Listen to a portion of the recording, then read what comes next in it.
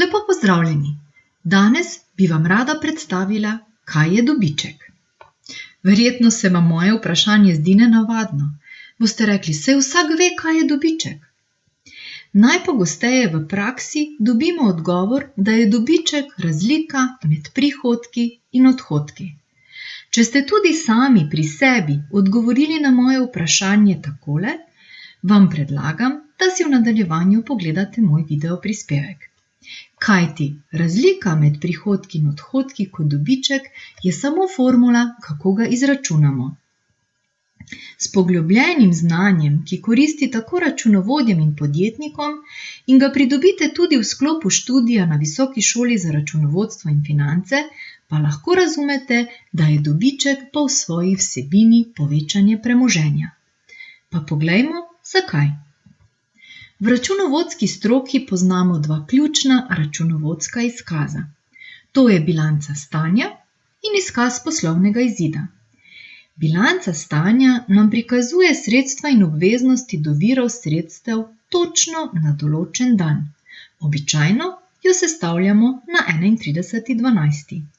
Izkaz poslovnega izida pa je obdoben izkaz in nam prikazuje nabrane prihodke in odhodke v obdobju, za katerega ga sestavljamo. Običajno je to od 1.1. do 31.12.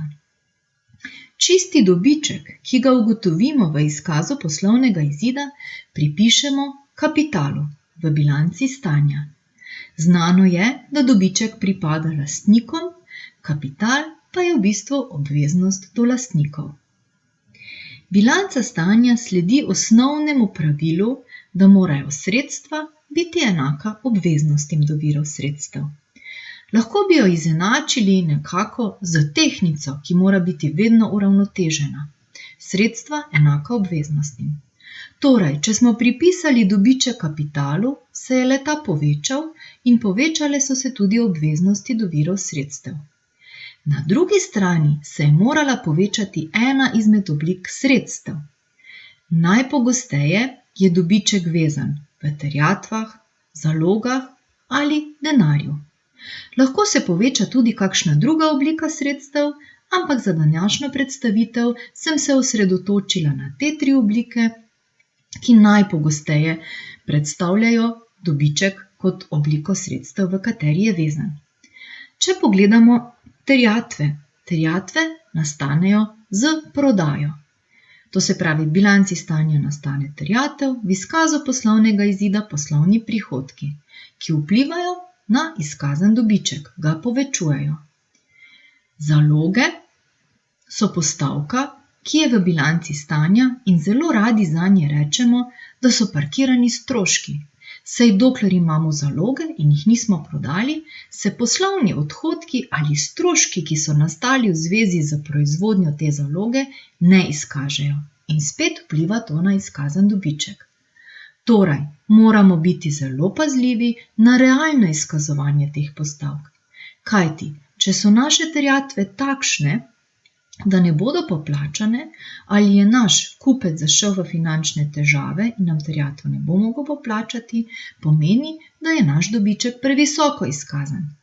Prav tako, če imamo zaloge, ki jih na trgu ne bomo mogli prodati in še niso izkazani stroški, ki so v zvezi s tem nastali, prav tako imamo previsok dobiček.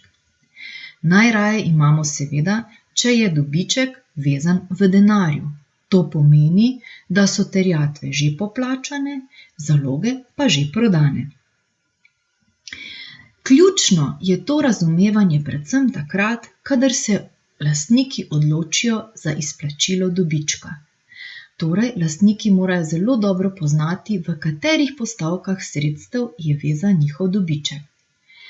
Običajno se pa pri tem srečujemo tudi z določenimi pastmi, na katere moramo paziti.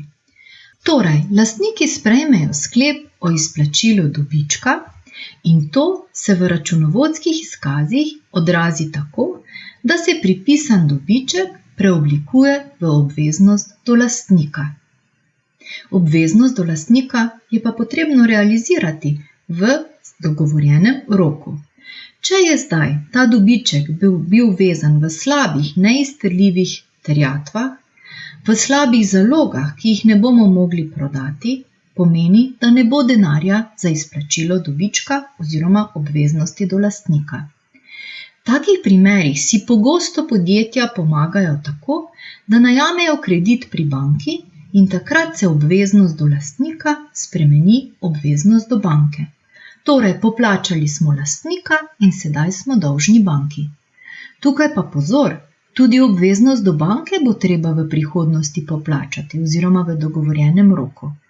In če je res težava v slabih terjatvah in slabih zalogah, bo verjetno tudi težava, kako bomo poplačali obveznosti do banke.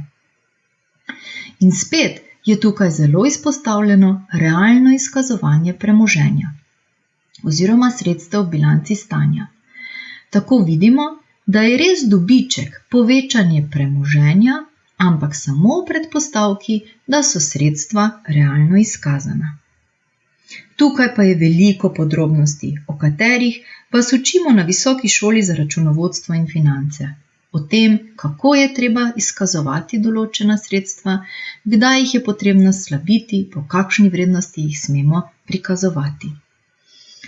Za danes bi se vam zahvalila za vašo pozornost in vas lepo vabim na Visoko šolo za računovodstvo in finance, da se nam pridružite tako na rednih študijskih programih, kot tudi izobraževalnih seminarjih, ki jih prirejamo za vas.